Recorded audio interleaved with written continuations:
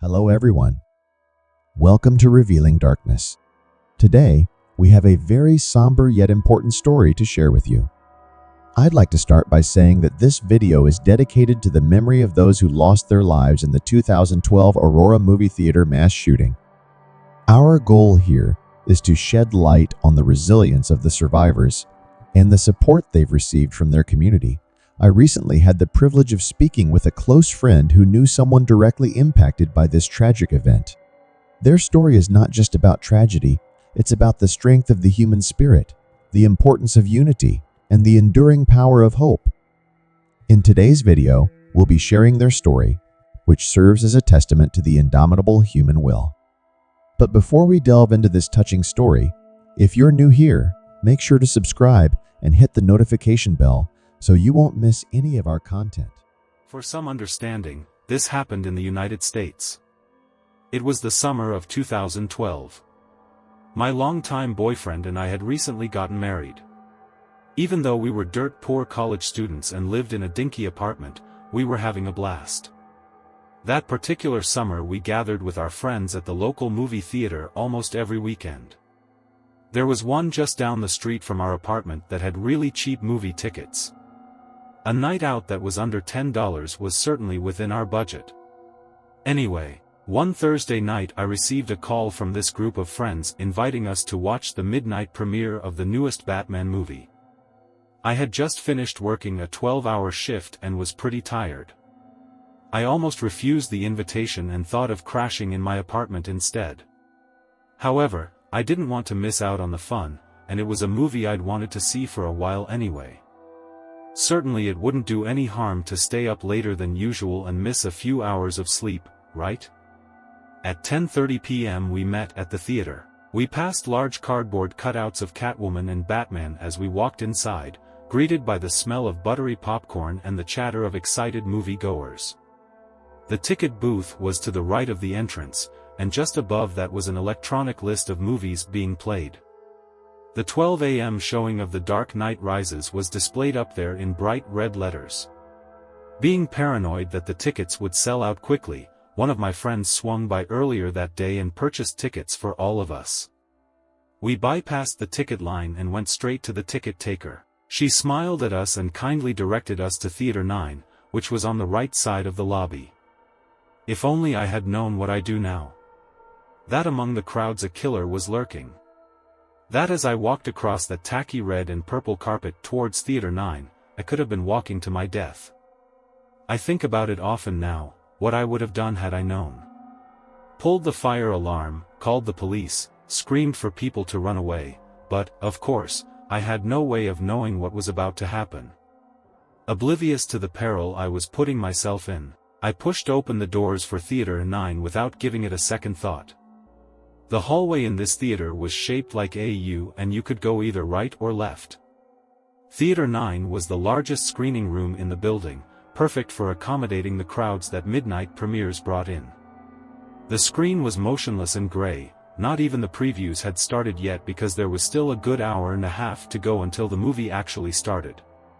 We entered on the right side, so all of the seats were to our left. I remember being surprised at just how packed the theater already was. Just about every seat was filled, much to our dismay. At first it seemed like we wouldn't find a spot to sit together. Now, the way this theater was set up, there was a section of seats right in front of the screen. This area was flat, and there were about 5 rows of seating in this section. A lot of seats in that section were empty, but sitting right in front of the movie screen sucks and none of us wanted to sit there. One of my friends then spotted a row with 5 empty seats all next to each other, perfect for the amount of people we had. These seats were about 3 to 4 rows up from where the seating rows start to elevate. We ran up the stairs before someone could take the seats and filed in. My husband, Brock, sat in the 5th seat. I sat next to him, and my friend Samantha sat next to me on my right side. Her boyfriend, Tommy, sat next to her, and another friend named Leo sat in the aisle seat. We spent the next several minutes casually chatting, joking around, and laughing. After a while my 3 friends went to the lobby to buy drinks and that addicting movie theater popcorn. While they were gone, Brock and I passed the time by people watching. The theater was bright since the lights weren't dimmed yet, and I could see everyone clearly. There were a lot of people dressed in Batman t-shirts and hoodies. One person even had a mask and one of those shirts with an attached cape. There were a lot of kids in attendance as well, which wasn't surprising because, even though it was a Thursday night, it was summer vacation, so that meant no school the next day.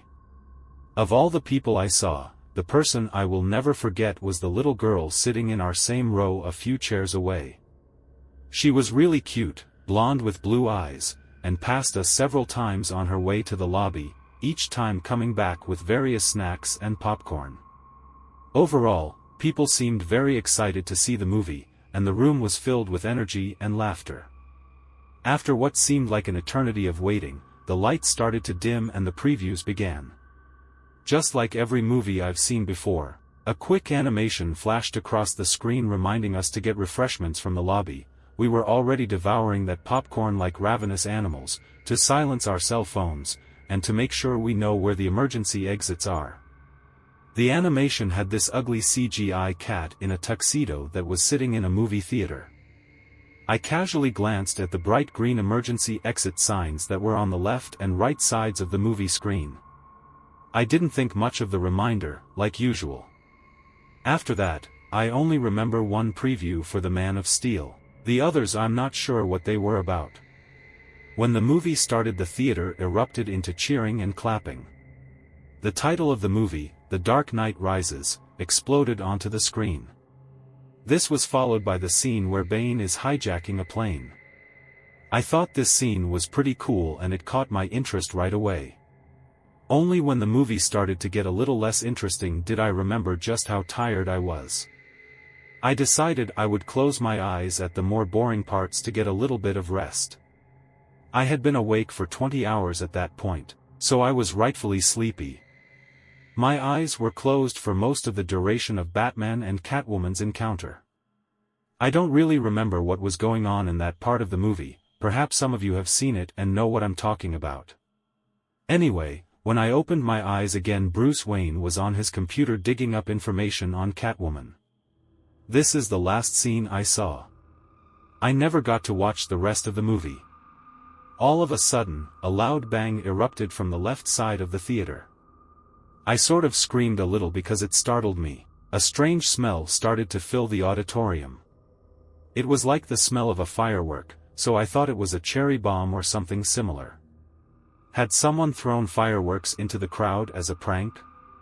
Then, down near the right side of the movie screen, the dark silhouette of a person caught my attention. They were just a black frame against the bright movie screen. A series of flashing lights was coming from this person. It was a weird moment where time literally slowed down and everything went strangely quiet. I was completely frozen, unable to move and really unable to think at all. It was like my brain had stopped working entirely. Brock caught on immediately to what was happening and he grabbed me. He pulled me to the ground and lay on top of me, shielding me with his own body. At this point, time and sound returned to me. I could hear the gunshots ringing out across the theater. People were screaming. The movie was still playing on top of it all, creating a chaotic explosion of sound. I realized the flashing lights I had seen were bullets flying out of a gun barrel. An instant sensation of adrenaline flooded my body. There was absolutely nothing I could do except lay there and hope to God that the bullets I heard ripping through seats and walls wouldn't go through me, too. At one point, shrapnel hit my head, cutting off a good chunk of my hair, and as I reached for the spot to make sure it wasn't bleeding, hot pieces of metal fell into my hand. I was lying face up, so I could see everything that was happening. The lights from a still-playing movie danced across the ceiling and walls. My friends were on the floor with me. Our unfinished bucket of popcorn was spilled all across the floor. Leo had his legs sticking out into the aisle because there wasn't enough room for him to hide completely behind the seats. At some point, Samantha's water bottle, which had been in the cup holder between our seats, exploded. Water splashed all over my face. The smell of gun smoke was overwhelming. Riot-grade tear gas made me cry and caused me to cough uncontrollably. There was another smell, too, the horrible metallic smell of blood that I'll never forget. I remember my lower body feeling wet all of a sudden. For some reason I thought this came from the leaking water bottle, but I soon realized this wasn't the case. All of a sudden things went strangely quiet. The bullets had stopped for some reason. Tommy shouted, "Let's get out of here." We took advantage of the opportunity and made a run for it. We ran down the stairs, across the front of the screen towards a bright green exit sign. We crammed into a small, closet-like space where the door was. It was so dark we had a hard time finding it. We were screaming and slamming on the walls to find the door, blinded by the tear gas and dumbfounded by shock. Then, finally, my hands felt the metal door handle and I pushed against it with all my strength. The door flew open and the light of a nearby streetlight flooded our eyes. We pushed against the door so hard that we all fell over onto the concrete. Samantha lost her pink flip-flops just outside this doorway.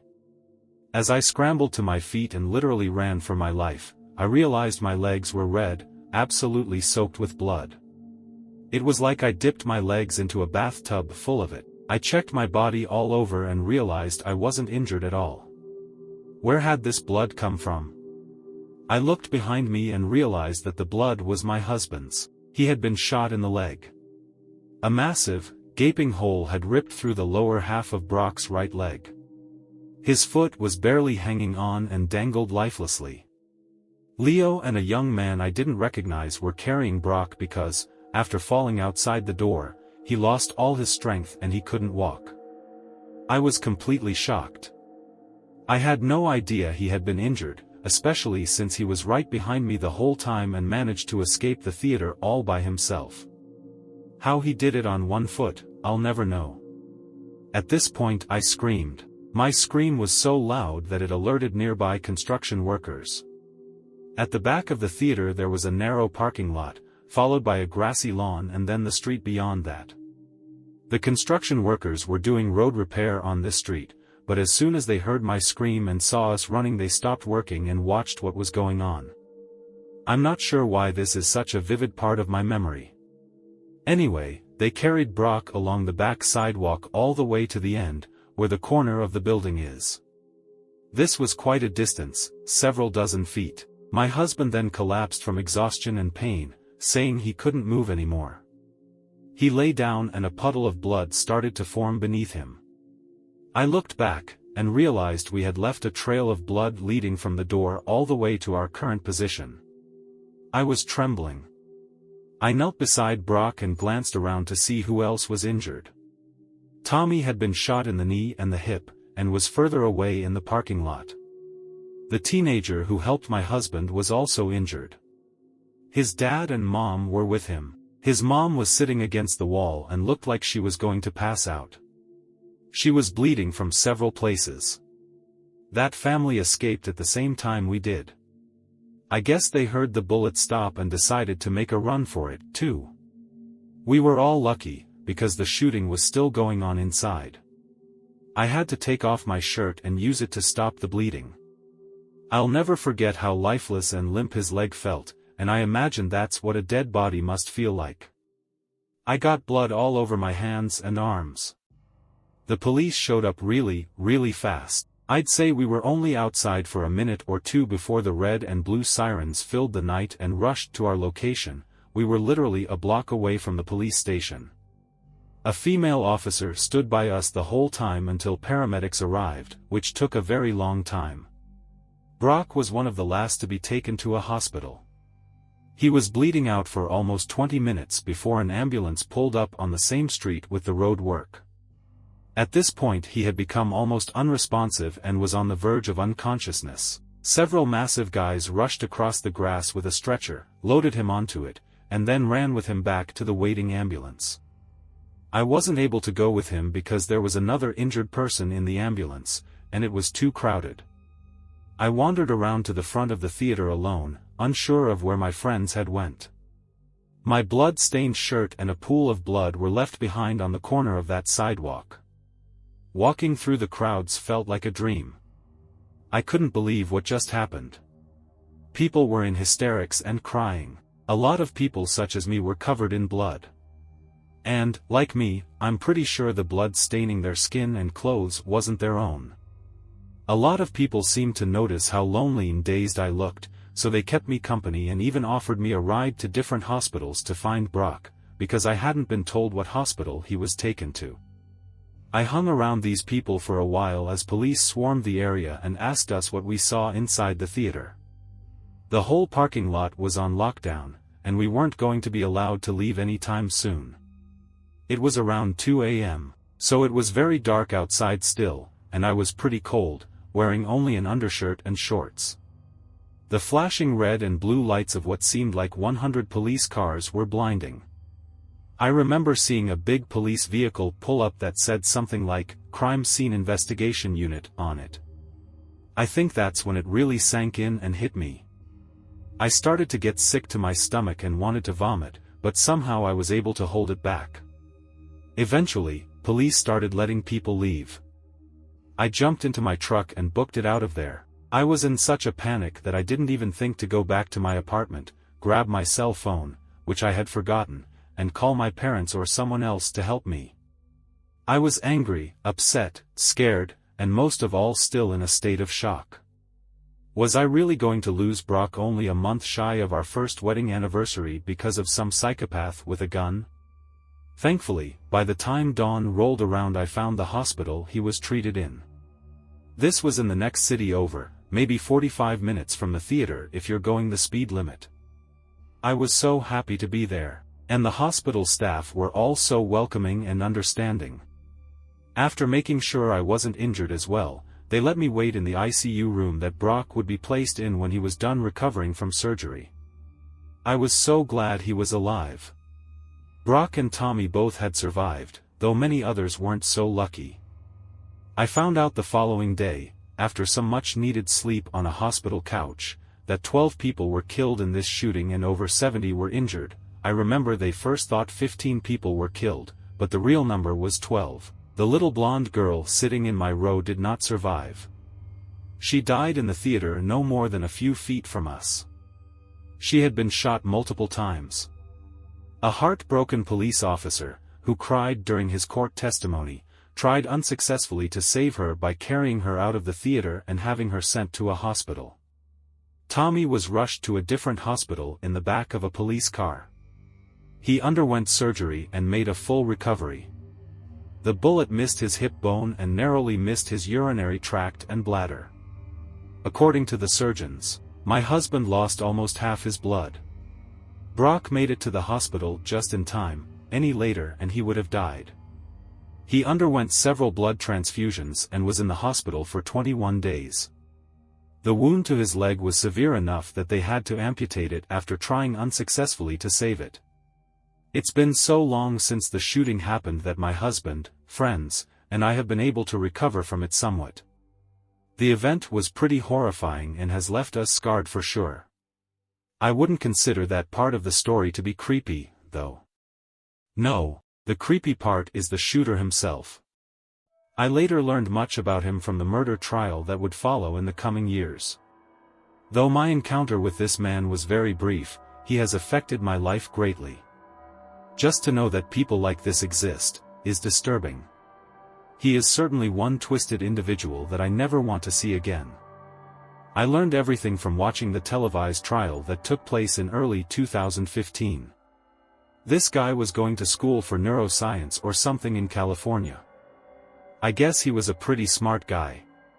However, for some reason he had an obsession with killing people and had a stalker mentality. After dropping out of his university, he moved to my state and chose my local theater to commit a mass shooting. Before that, he was planning on hiding along remote hiking trails up in the mountains, jumping people, pulling them into the woods and killing them there, though he never went through with that idea. He stalked my theater for months and had this shooting all planned out for the night of July 20th. Though I never saw him before this, it's unnerving to think this guy could have been watching us every time we went to the theater, and we would have never known it. We were completely unaware of what he had planned against us. This completely ruined my sense of security, because who knows what the stranger next to you is planning on doing to you. I came very close to the shooter, but I never actually saw his face in person until I was forced to testify in court. Of course I saw his mug shots on television, but while in the theater I only saw him as a dark silhouette in the shadows, like a demonic figure rendered from the darkest and most sinister nightmare. He was even in the hallway that we passed upon running for the emergency exit. The only thing stopping him from killing us there and then was his jammed assault rifle. To commit this crime, he ordered a few thousand rounds of ammunition, riot gear and armor, tear gas, an assault rifle, and a shotgun. He took pictures of himself, which were shown in court, wearing all of this gear like some sick trophy and holding up these weapons with a menacing smile. He dyed his hair orange and put in these creepy black contacts while making devilish faces into his camera, something that made me sick just looking at. Before driving to the theater with all of this gear in his car, he booby-trapped his entire apartment and set it to explode if anyone opened the door. Then, once at the theater, he posed as a movie-goer and even bought a ticket for the movie. I think his ticket had Theater 8 on it, which was next door, but Theater 9 had more people in it, so he went into number 9 instead. He was in the few front rows. I must have passed him several times in the lobby while he was there. Maybe he had seen me, too. At some point during the movie, he got up and went through the side exit, which didn't have an alarm for some reason, kept it propped open with something, then went to his car to put on all his armor and grabbed his weapons. Then, he came back inside and started shooting. When we escaped the theater, we ran past his white car which was parked right at the exit. We didn't even notice it. At some point he came outside, and he would have seen us there on the concrete. I don't know what stopped him from shooting people that were outside, too, but he could have easily ended us there and then if he wanted to. I think the hardest part for me was facing this twisted individual in court. I'll never forget rising as they called my name, walking down the center row past my family, other survivors, and crowds of news-hungry media personnel. I sat right across from him, maybe only 10 feet away. While his orange hair was gone and he wasn't wearing black contacts, being so close to him was a creepy and uncomfortable experience. My encounters with this man are certainly ones I will never forget. I can now say that I've come face to face with a true, deranged psychopath. He just had this blank stare in his eyes the whole time. If eyes truly are the windows to the soul, then his soul was filled with nothing but a cold indifference for those he had murdered and harmed. He wouldn't even look at me. Sitting across from him in court was the second time I had knowingly been in the same room with this man. A man who had tried to take my life, but thankfully failed. A man who would end up spending forever behind bars when, at the end of it all, he was sentenced to 3,318 years in prison for his crimes. This is to the man who tried to kill me. The man who has caused countless nightmares and fueled the fires of my paranoia. The man who hurt my friends and family, causing years of untold grief for my husband because he will never walk the same again. The man who stole the innocence and joy from a 6-year-old child who went into that theater alive and came out dead. To the man who carried out the worst mass shooting in Colorado history, let's not meet again. Ever.